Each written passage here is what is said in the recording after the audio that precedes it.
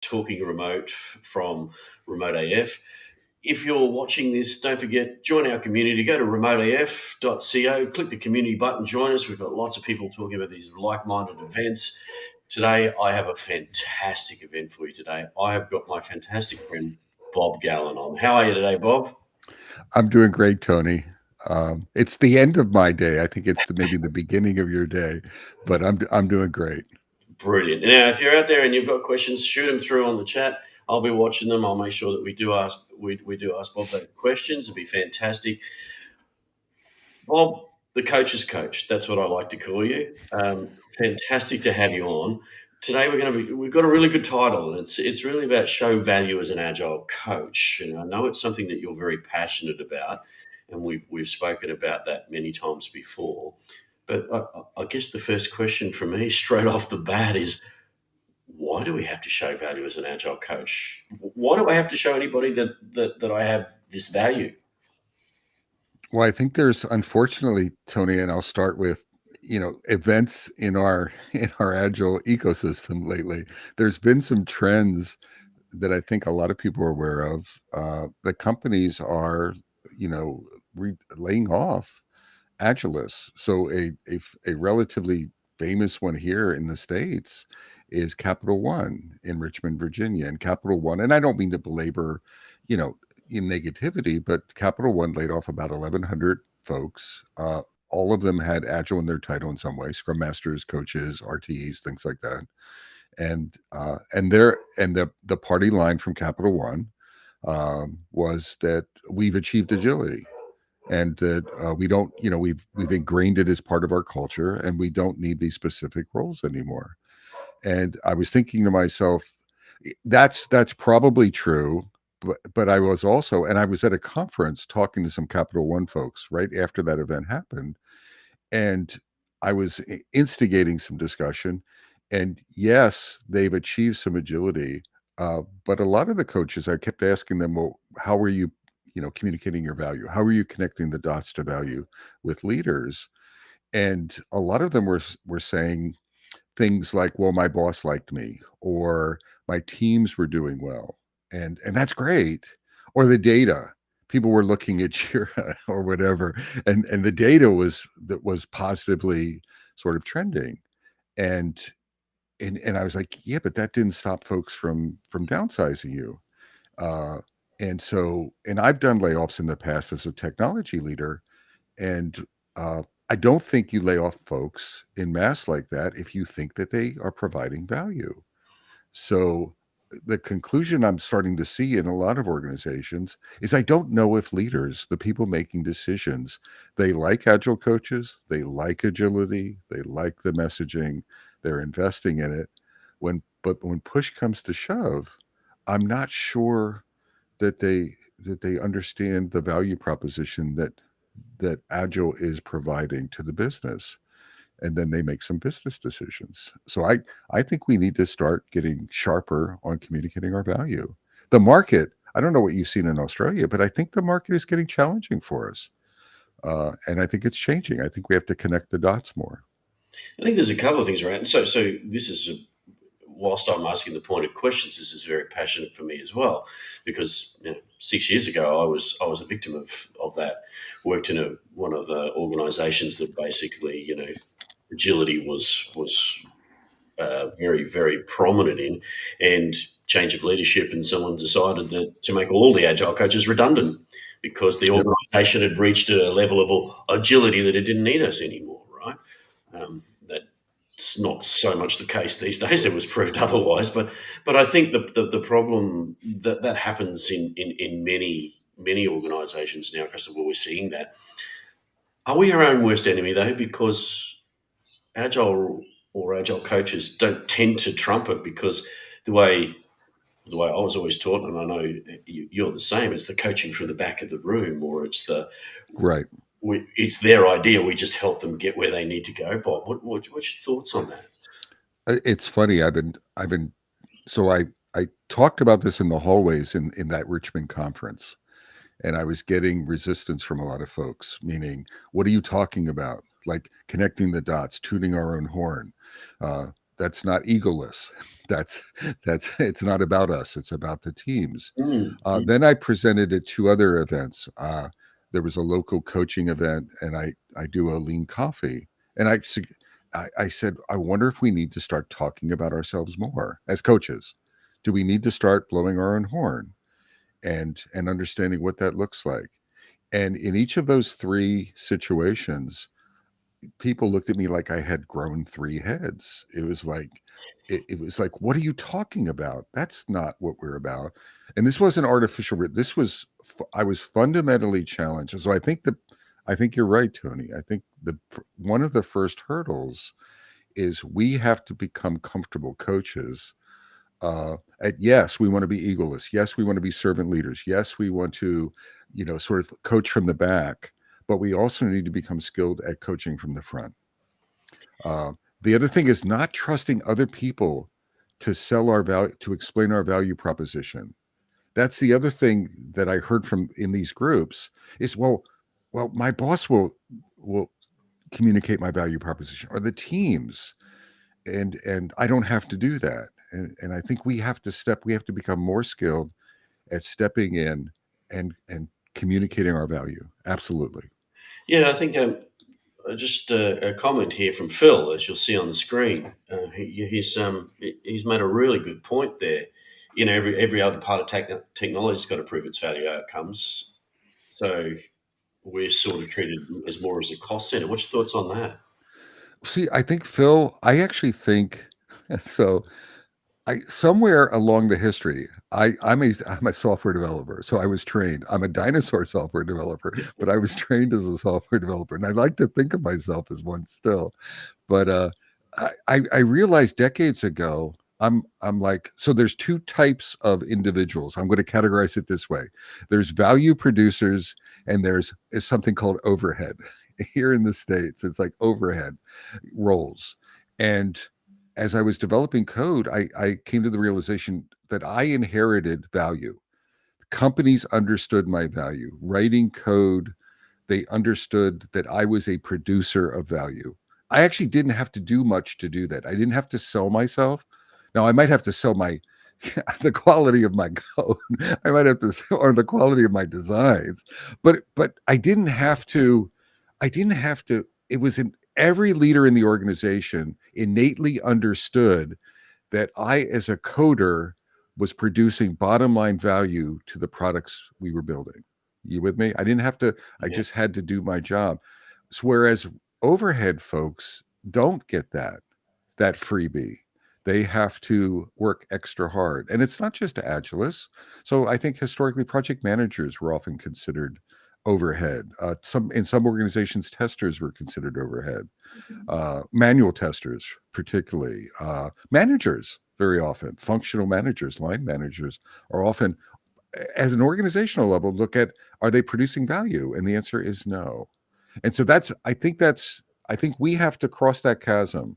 I mentally think of that. There's the overhead, and then there's a chasm, and then there's the value producers. I think in most agile organizations, or in most organizations, agilists are looked at as an overhead. And when push comes to shove, you're going to handle that differently than you would the value producers. So I think Phil's I think he's right on. React to that, Tony. What do you think? Yeah, I think so. And I happen to know Phil quite well. So you see it, through organizations. And the thing about agility and agile coaching is the things that we do actually aren't as tangible sometimes as Correct. software, right? So you have that software, or you have that thing that's produced at the end, of the value at the end, but we permeate in so many different ways, by uplifting or connecting the team, or creating those connective moments, that's not always as tangible. So I think A, feel spot on, and B, I like saying we have to cross that chasm and show that value. My question with it, though, like all things, we're going to have to balance that, because people who are listening to this today don't just run out there and start doing these big self promotions, because I think we can go too far to the right. What's your thought? I think I can. I'm going to push back a little. Good. So we've been quiet for so long, Tony. I agree with you. Like everything in life should be balanced, Yes. right? So absolutely. So I need to be more balanced. So balance is critical. Yeah. But it's like anything. I would rather, if I'm encouraging folks, Agilists who've been quiet, if you've been hiding behind teams for the last decade, don't just stick your nose out from behind the team.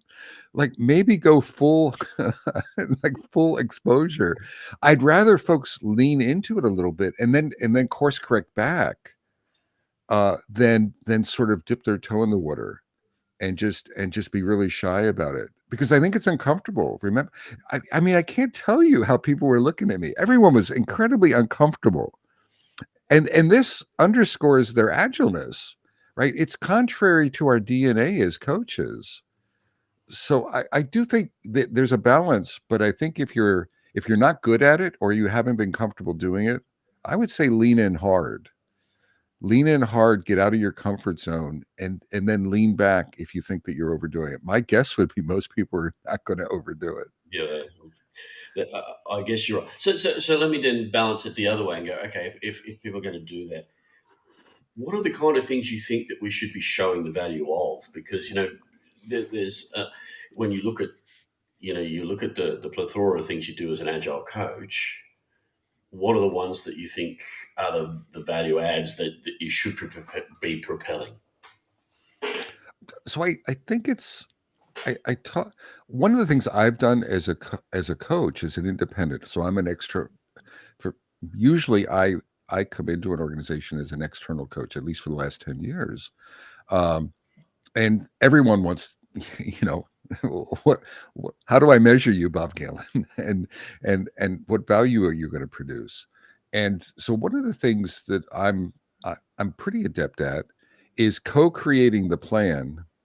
So I want you to think of pre-work, execution coaching, and then post retrospective, and then connecting the dots back to pre-work. So I try to I try to not have people imagine that I'm just coaching behind the scene. I'm like a magician behind the curtain. I want folks to know that there's intentionality to coaching. Like, what is agile coaching is one of those early discussions. What is it? What isn't it? I try to set up coaching agreements and outcomes. I talk about the strategies that I'm going to be taking. I'm not just going to coach a team to improvement or coach a leadership team. We're going to co-create it. We'll set up objectives, some clarity around that, and then we'll collaborate as I'm unfolding it. So I want folks to have visibility not into just the outcomes, but what I'm doing. I'll set up one-on-one meetings with my stakeholders. I'll talk about the progress. If I'm meeting resistance in a team, I'll look for them to help me. So there's that pre-setting up. It's not magical. There's a lot of heavy lifting in coaching. There's a lot of strategy in coaching. Yeah. There's a lot of tooling. There's a lot of intention. And oh, by the way, I need your help. I'm not doing it alone. It's a collaborative game. And then there's the execution bit. And then it's blowing our horn at the end as well. So now we have visibility. We execute, and then we talk about results at the end. It could be the results at the end of a train, of a sprint, of an initiative, and then we go back to that's plan the next step and do the execution. So I think those endpoints, those sort of bookends, are really helpful because you're engaging folks into what you're doing. What are your plans? What are your strategies? What are your tools? What are your challenges? Right? Because they know what the challenges are. I think coaches sort of they don't even share their challenges sometimes. They're afraid to share, oh, it's a challenging team, or oh, the culture's there, or we have some impediments. I'll just work through them. No, engage leadership with that. Let them know that it's tough. And then at the end, hey, we couldn't have accomplished this without Bob Galen. Right. And it's not about Bob Galen. But it wasn't magic. It wasn't pixie dust. It wasn't magic, right? It was the teams evolving or the organizations evolving, but that was because of the coaching Yeah. towards those goals. That's maybe one idea of how to connect the dots. I don't know if you have any reactions to that. Well, I do. The first two make absolute sense. The third one, results, is the one that I wanted to pick you up on and dig a bit deeper, because results also play into the ethics of coaching, right? So, and my reasoning around that is because what we have to be careful about that, and I've seen this in organisations, and I've been pressed upon for this, is that you end up having to. They want to see the real tangibles. They'll want to dig deeper, and they'll want things like, well, shouldn't they have a better velocity? And all of a sudden, people start measuring velocity and showing velocity as a result.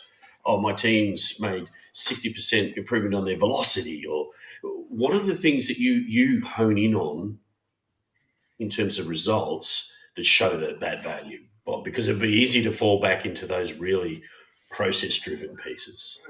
So I think part of that upfront agreement, Tony, is what are we going to measure to show outcomes at the end? And it's not these arbitrary, it's not just arithmetic. So it's feelings.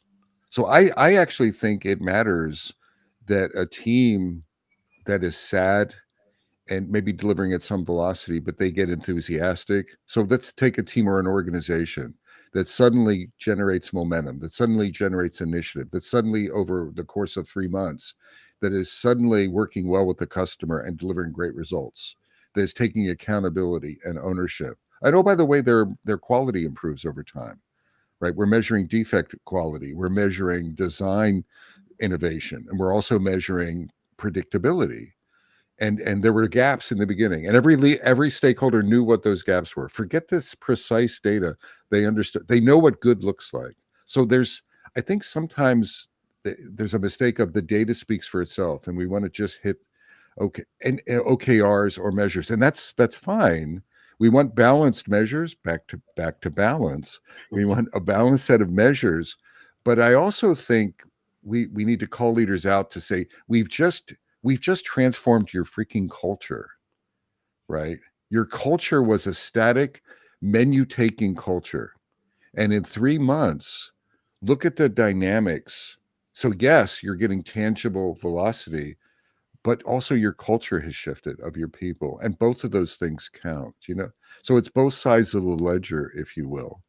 And we're talking and we're doing that intentionally from these are the problems I'm trying to solve in the beginning. So I think folks are, it's not just productivity. We have some cultural issues, we have some accountability issues, we have some ownership issues, we have we we have some morale issues, we have a 50% attrition, Tony, right? People are leaving the ship. And again, these are value producers. These clear, we're losing our value producers. Can we shift that around? uh, Yeah, Go ahead. the interesting thing for me around that is that, of course, and then leadership has a big part to play, right? And we talk about that all the time, but it's actually bringing the leadership into that value conversation. I think that's so intrinsic, Bob, as well, because if we don't, and when I talk leadership, I mean all layers. So we'll have the middle layer who obviously, they're worried about how they're going to get what they need to get done to show it up above, but it's also gaining the sponsorship of the executive in that value add. Show your thoughts.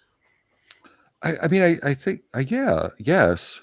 As you were talking, as I'm trying to listen to myself and ask myself, am I making sense, Tony? And listening to you, I was thinking back to a time where we were doing a multi-team um, review. We would do in a large area of a moderately sized company, and we had maybe 15 teams, and each team would take a turn showing. It was like a half a day sprint review. Think of it as a cyclical release review. And I remember the CEO was sitting on a sofa, and he came during a part of the demonstrations where he was interested in that product at that point in time. And the team was talking about refactoring. And the team was talking about, yes, we implemented the stories, but we also refactored the code. We threw out 10,000 lines of code. We simplified the design. We fixed a bunch of bugs. Some of those bugs were costing us money, and they showed the application. We actually had to pay for some bug impact to clients, and they were matter of fact about it. It was this is our job. Our job is not just implementing stories. And I looked over, and he was literally he was getting tears in his eyes Mm. about the cultural change.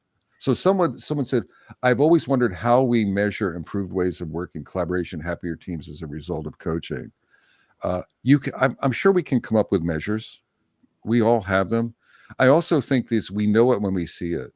So there's the measures, but Scott knew excellence and improvement. He knew where we were, and he was reacting emotionally to how much we had advanced culturally in this team, which is what, and I talked to him later. He's like, I want all of the teams to have that type of empowerment, that type of ownership, that type of, engagement with simplifying to the customer, right? And adding, not just velocity. Uh, and so I think it's both sides.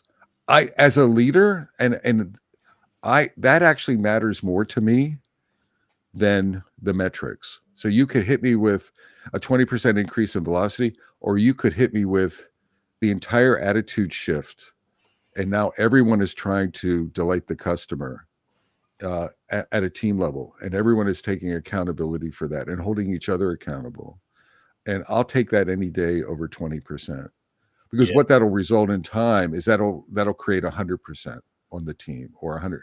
Uh, again, it's measurable, but I think what leaders pay attention to more than the metrics, if we're making value decisions to cross. So here's what I'm trying to say, Tone. In order to cross that chasm, I don't know if 20% velocity does it. I agree with you. Yeah, so that's the thing that I see. Those things are those things. Whilst they're useful, they're not actually the purveyors of value, Yeah, and and they get mixed up with that. And that's why I said before that bringing leadership in. I think part of when you set up this value is explaining to them what you mean by that value and why that value is important for them. and what it's going to look like, and what to expect, and the implications, and then deliver on that. And it's not you alone, right? It's not about the coach, but you have to take. But if the coach wasn't there, would that arc have occurred? And the answer is no. So we are playing a part. So how do we communicate that? Yeah. Um, and it's not just me in a leadership role. I've talked to a lot of leaders. They love data, but data doesn't speak for itself. I think this emotionalness, this cultural shift, I don't think you compete with 20% velocity, right? You don't drive innovation that way. You don't drive away competitors. You don't dominate the competitive landscape. You just It's this attitude stuff that's a difference. Yeah, and I like to fill this little comment there. I sense a disturbance in the force because essentially what you're saying here, Bob, is this is the coach you are looking for. Yeah. Now, but again, you have to be careful, coaches, please. I mean, Tony was right. I sort of shot him down at the knees, right? But Tony was right. Don't over rotate and start getting up in front and just making it about you, and smoke a cigar and have a drink at the end of it. Don't, it is not about you. But you have to become skilled and adept at weaving you into the story. That's the point. And communicating that. Storytelling is another thing. Become a consummate storyteller. Storytellers of my role, not just the team's role. Yes, amplify the team. Talk about the hero's journey. Talk about the challenges you've overcome as a team, as an organization. So I think that's a complementary part of this. Yeah, and I'll pick you back up on the data, but I'll bend that into the storytelling because I think part of our job when we're working with these organizations and we're showing the value is they do have the data. They're going to have that whether we like it or not, right? Because Yes. it's an easy enough to get their hand on. But it's telling the story about what the data actually means against what Yeah, the value is that we've actually created. And I think that's the part there. Don't shy away from the data because they're going to have it. absolutely. As you were talking, I was talking to someone the other day about before we turned on live, you and I were talking about XP teams. And now what I'm thinking about is the power of transparency in XP teams. So I before there were tools, I was, post-it notes and whiteboards and tape and sprint boards and things like that. And I remember leaders going by. I remember I was working at a bank and we had each individual teams, they had their board on the wall. And I remember a leader asking me, he's like, that burn down chart is flat. Is that okay? And I'm like, probably not. And he's like, and he's like, are we in trouble? Maybe. Right? Maybe we could be okay and we could be not. Why don't you and I go in and why don't we check with the team? And then we came back and it was like, yeah, it was a problem. Then he pulled me aside. He's like, is there anything I can do to help with that? And I'm like, there might be something you can help with, right? Because we're overcommitted. That's what that said. And you might can you help us push off? Maybe you can interact with customers. But my point is, there's this partnership. There's I want the data to pull. It's not just status data.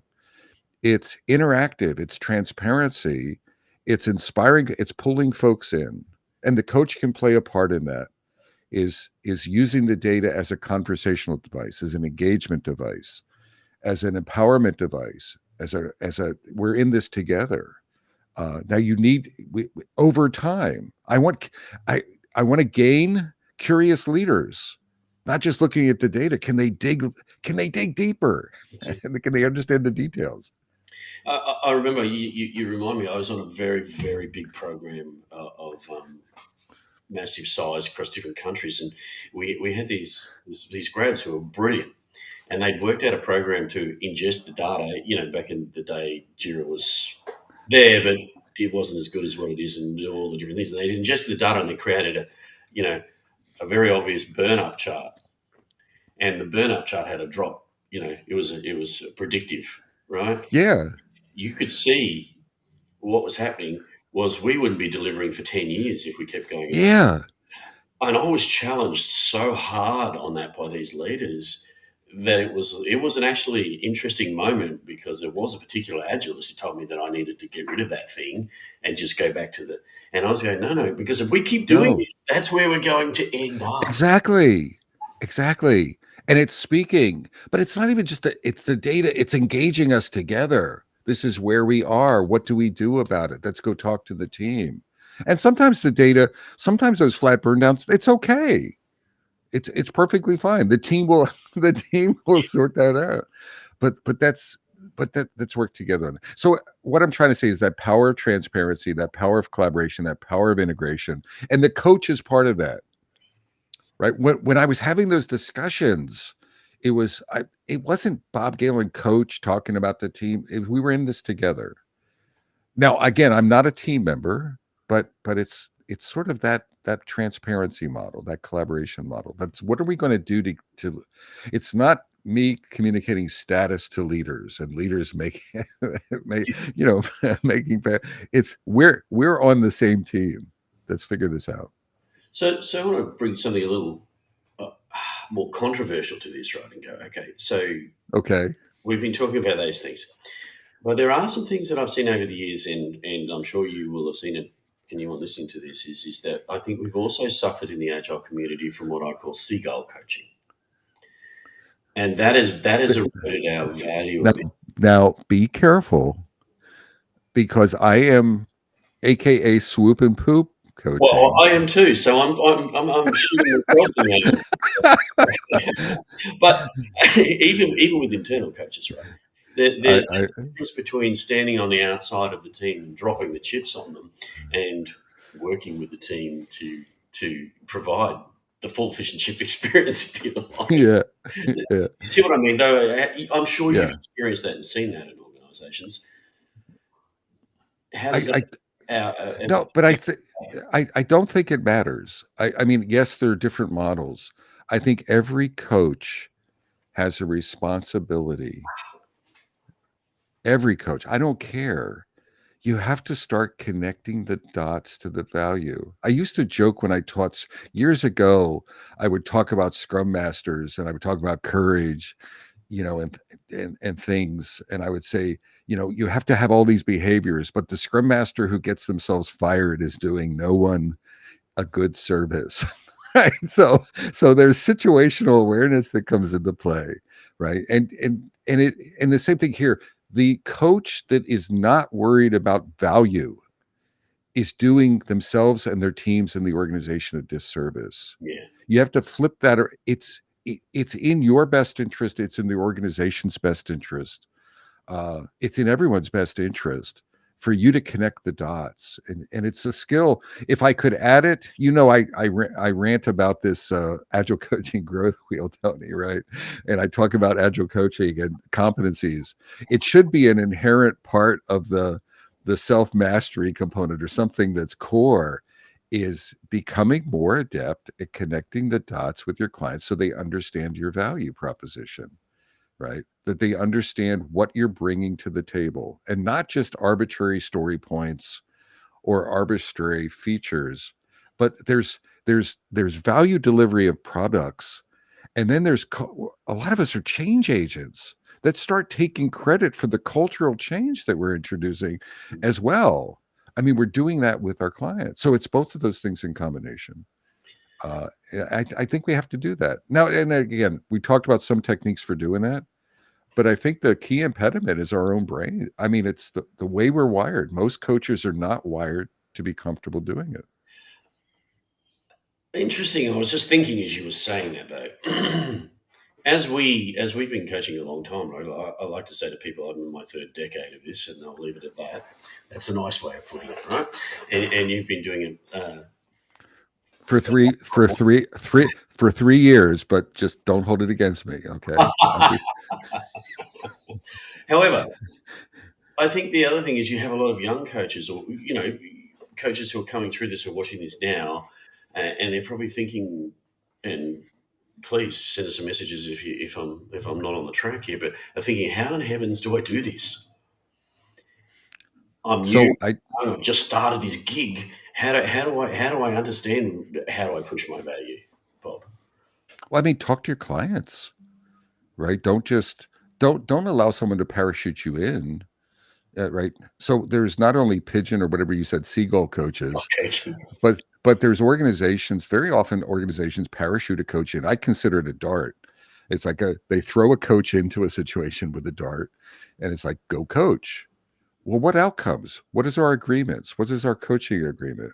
What are the areas? What both what tactical goals are we looking for, like velocity improvements, and what intangible cultural goals we're looking for, and how can I help you with that?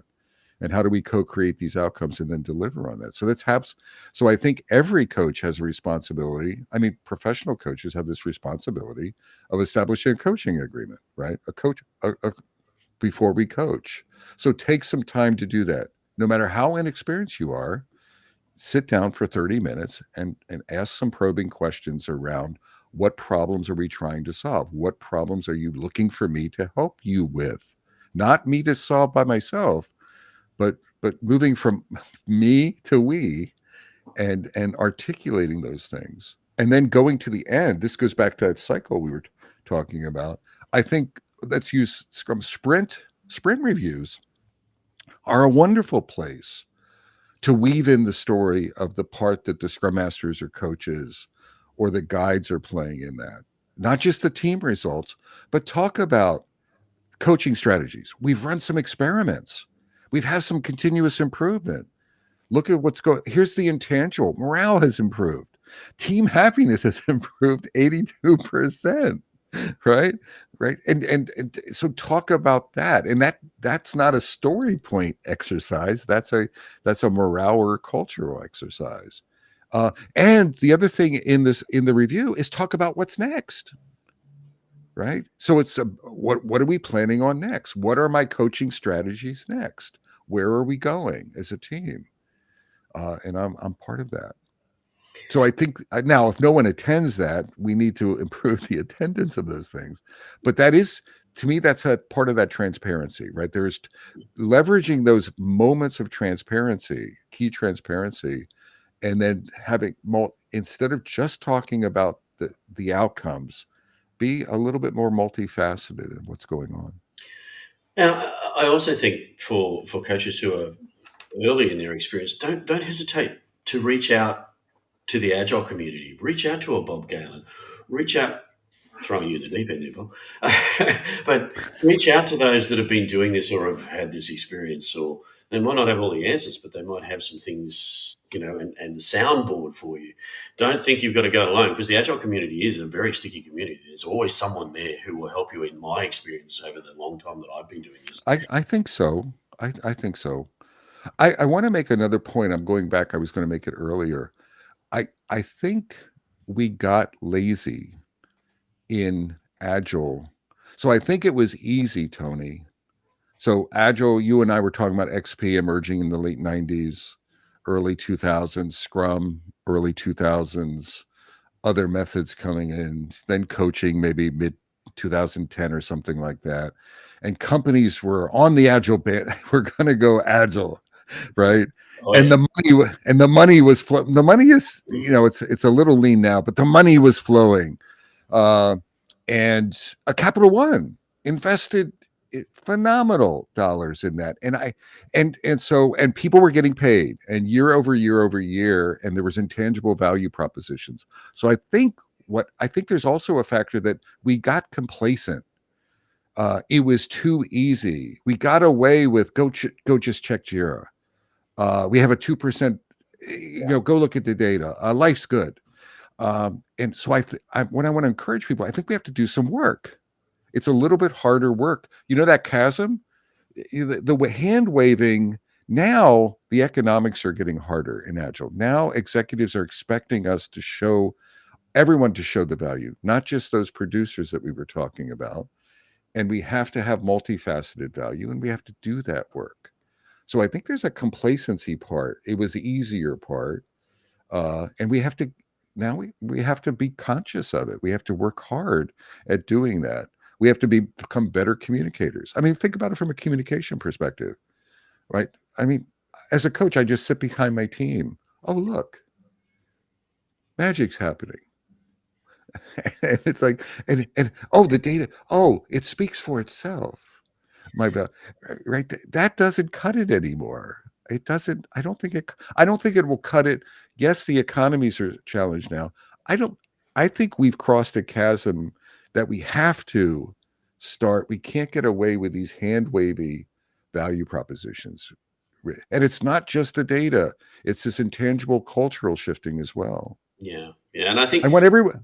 Go ahead. no, you go. You go. I was just going to say, I want everyone to remember tear in the eye metric. You want another metric? We need to be generating tears of joy on key leaders. And that's what they'll take into those rooms when they're thinking of cutting back. And they're like, no, over my cold, dead hands will I cut that Agile coach, because darn it, they're producing value.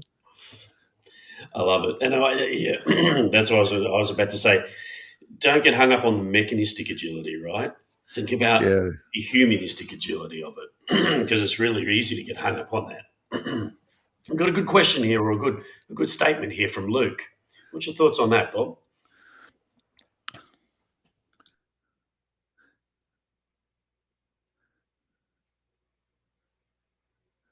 I agree with that, Luke, but not just the team.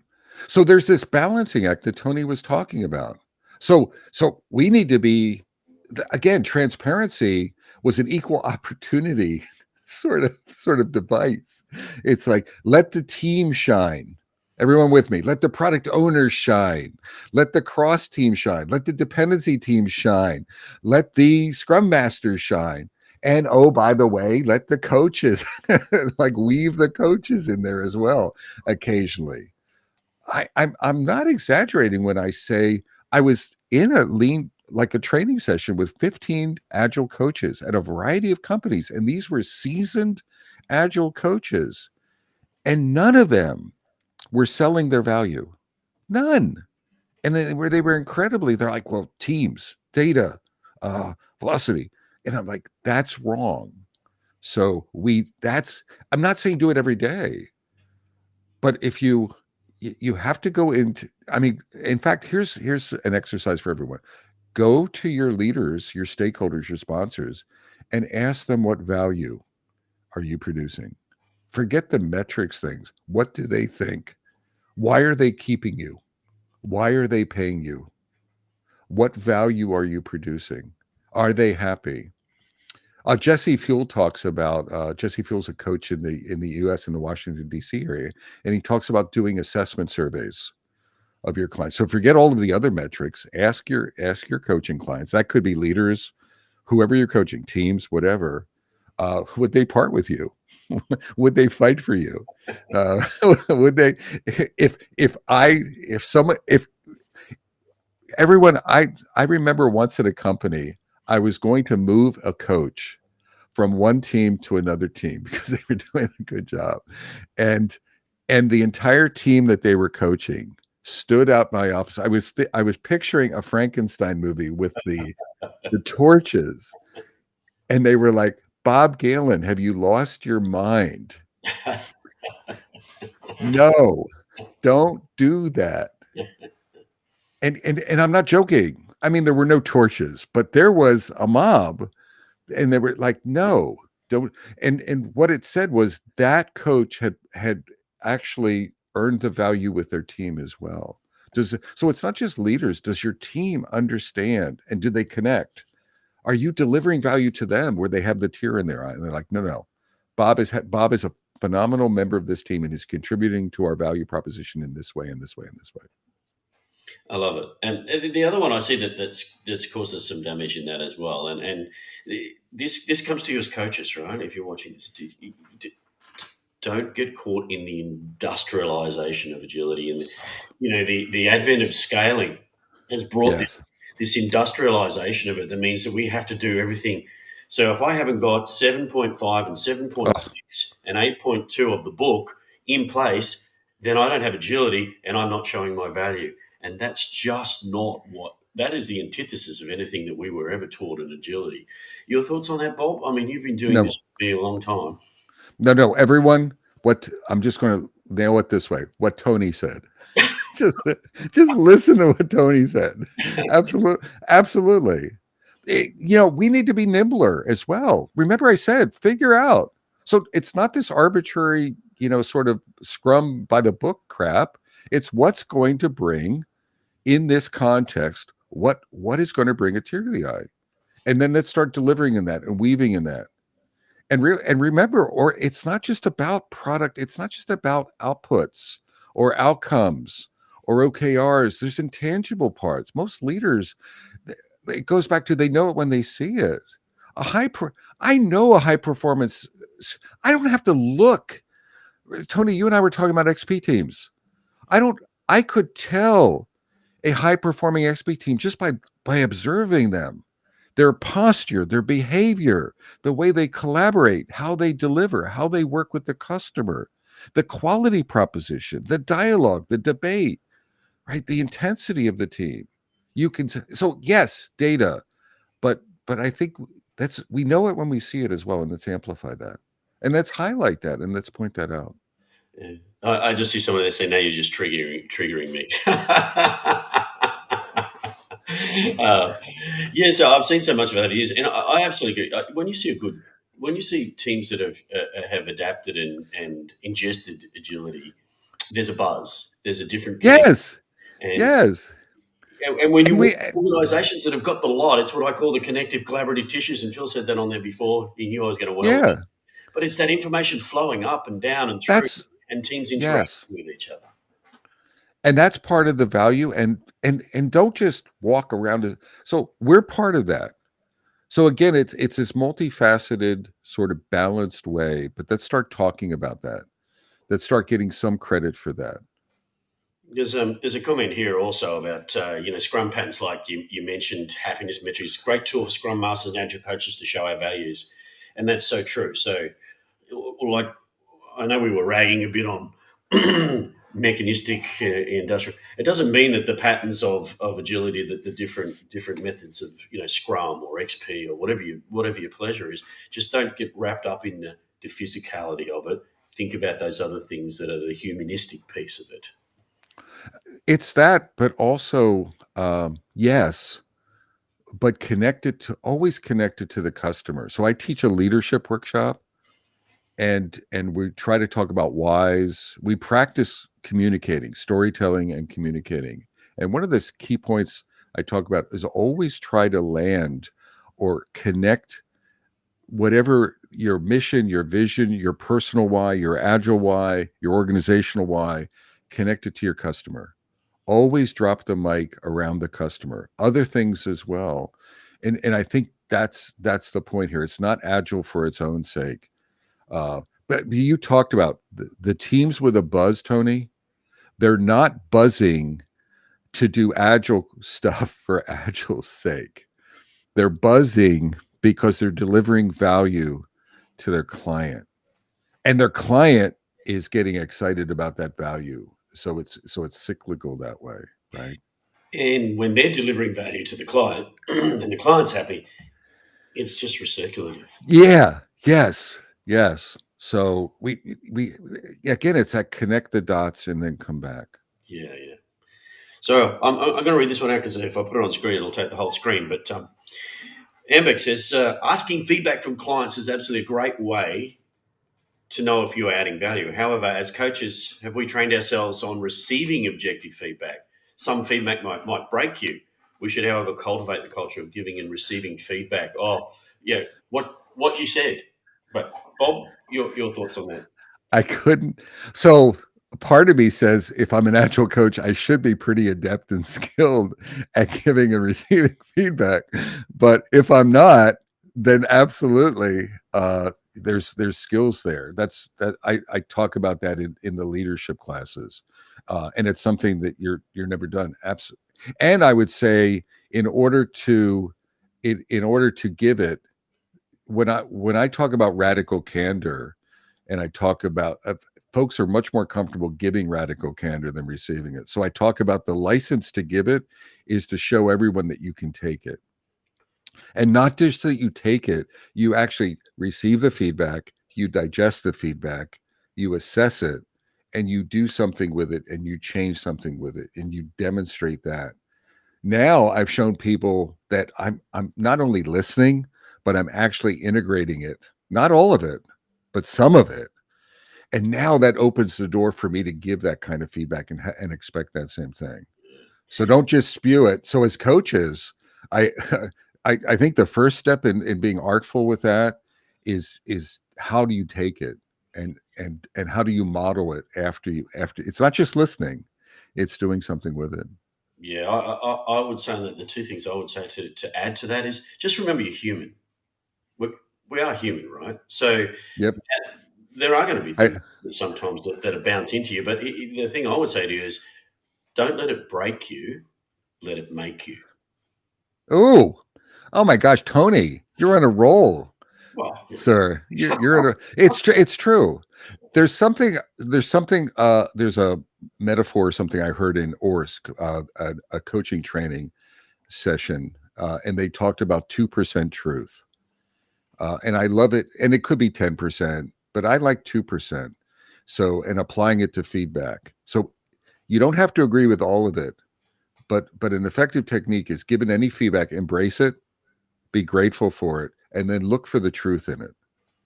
And I'll tell you, even if you vehemently disagree, there's at least 2% truth in anything you get. And then what do you do with that 2% truth? Take that and take action on that. Internalize that. yeah, Can we change gears really quickly, we Tony? can change any gear you like, Bob. I want to I want to see how people react and how you react to this. So I think part of this communicating value is brand creation, personal branding.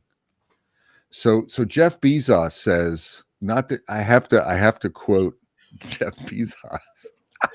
So, but he says branding is what people say about you when you're not in the room. Okay. So that's what you radiated. So I want you, every coach, every scrum master, anyone who is sort of coaching teams in any fashion, what will people in your organization say about you when you're not in the room? Yeah, Bob Galen, great scrum master. Well, what has he done? Well, he runs a great meeting, um, and he wears really nice hats. Okay, and he's a nice guy. He's personable, right? And I know he works hard. And he's a scrum master for Team Blarg and Blarg 1 and Blarg 2. And Team Blarg 2, I think they're doing better. They've had a 10-15% increase. So is that what you want your brand to be? I'm not right? But that's the brand. Now, if you want to change it, and I think maybe you want to, because that's a commodity brand. Everyone with me? What I just described was a commoditized brand. It's not unique. It's not differentiating you. It's not moving you across the chasm. And you don't change your brand overnight, but you change it incrementally with baby steps. So start thinking of yourself as an agile brand. And you can actually ask people, what do you say? Or ask colleagues, hey, what would be my brand? Describe me to me. And if you like it, great, you're doing a great job. If it resonates, if it's a value-driven brand, fantastic. If it's not, start shifting. Think of yourself. And I know I'm going to say it, marketing, communication, branding, Yeah. right? But I think it's important. It's still and it plays straight back into a couple of things. Firstly, what you put out, you get back, right? And Yep. it's literally what you put out in the essence of how you work and what you do within your coaching or species is what you get back. And I would Yep. urge you, if you're thinking about that and you're starting to brand yourself, think about getting involved with the coaching ethics group. We were talking about that, Yep. previously, because it's not just something up here that we're talking about, oh, there's ethics in coaching. What it is everything that you do every single day when you're coaching, you have to have ethics about. And why? So something that I challenge coaches with all the time is, remember, when you're walking into an organization or your coaching teams or you're coaching people, you are making change, and you have a big responsibility. It's not a small responsibility. Man, I'm going to go yes and +1, Tony, plus 5. But everyone, you're coaching when you're not coaching because people are paying attention to how you show up, right? So you're constantly, again, it's that brand building. So be intentional, be cognizant, be self-aware. This goes back to that self-mastery aspect, that self-awareness aspect of how you show up. Are you showing up with positivity? Are you showing up with balance? There, I fit balance in. I'm going to fit balance in 22 more times, Tony. Just, but are you showing up with a balance? Are you? How are you showing up? Are you showing up with blowing your own horn, your team's horn? Is it in a balanced way? Folks will pay attention to that. And just remember, I said it before, you're human. You're not going to get this right every time. It's just like working with teams, right? You have to actually apply your own methods to yourself and retrospect yourself on a regular basis, and how that's gone. It's a long journey. You get a lot of scars along the way, and I don't want to stop anyone from being a coach, but I'm being honest with you. I haven't done this a very long time, but the thing about that is that it gives you the different tools in the toolbox so that you can change gears. So don't be afraid of that. As I said, don't let it break you, let it make you, because those things will make you a better coach. Absolutely. Bob, we're getting very close to the end, and it's a shame because we've been really enjoying this talk. I guess here's the last thing I was going to ask you is, everybody's been listening to some great questions and some interactions. Yep. Give me your top three things. I'll put you on the spot, that people could take away and start doing today to show their value. I think the branding idea is important. I think never assume that people are speaking for you and showing your value for you. So I think it's a huge mistake that the data speaks for itself or that my boss is communicating my value proposition and I don't have to do anything about it. So move away from 0%, right? Sort of connecting the dots from your point of view. Consider yourself a brand. And then I think Tony said something important, and I'm going back to the Agile Coaching Growth Wheel for every role. It's the self-mastery. It's self-awareness. Part of self-mastery is you're human. Uh, you're going to make mistakes, so reflect. So your personal reflection, getting feedback for yourself, of your week in this area of this value. How am I doing? And being a, sort of a reflection artist, a feedback junkie and a reflection artist in improving yourself from the inside. So I think those are three critical ideas. But it's your job. It's going to, if you do nothing, your brand is still being built, right? There's still a perception of your value. If you don't say, so it's happening anyway. So maybe some encouragement. Why not dive in and try it, right? Not why dive in. I don't think there's much you can do to harm yourself unless you pull a full Bob Galen and get really obnoxious and full of yourself. But don't do that. So I'll add one to it because everything you said I take on as well. But I think the other one for me is treat coaching as a profession. Mm, That's what it is. Software is a profession, leadership is a profession, but coaching is a yeah. profession. Therefore, you need to educate yourself and you need to continually educate yourself in the different ways and different things and the different tools and how things react in different organizations. And remember, when you walk into one organization, what you used in the other organization may not work. So don't go in there with that just patent set because you will find yourself in a bit of trouble. And I see that regularly. Um, Bob, I wanted to leave just a few moments. That's why I said we're close to the end. I just want to talk about your badass agile coaching conference. Yes. Okay. A moment to push that with people as well, because we've been very, you've given us a lot of your time. So talk to us a little bit about that, what's coming up. So in December, I don't know the dates off the top of my head, but in December, Tony will be pushing information out. In December, last year in December, I had this idea of pulling together a Badass Agile Coaching Day, which was a virtual mini conference, and I wanted it to cross 3 time zones. So Asia Pacific, North America, and Europe and Africa, and we invited some speakers. Very little, probably like a 3 hour, 3 hour tracks or something like that. Uh, and all of the proceeds went to 2 charities that I care a lot about. And about 250, 300 people showed up, which was wonderful. I was flabbergasted by that. And it worked out so well that I'm going to do another one this year, but a different format. We're going to spread it across 3 days because I was exhausted. To be honest, to be fully transparent, I was a puddle at the end of the day. Yeah. So we're doing it across 3 days.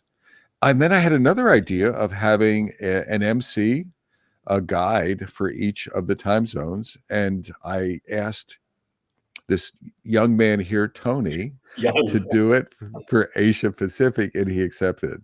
So it's all coaching, it's agile coaching topics, all practitioners, and I think it's a community event, and it's a wonderful way to give back to 2 great charities. So I would say check it out. There'll be a landing page for it, and you can register for it. Yeah, so just keep an eye on it. We'll get that out to you.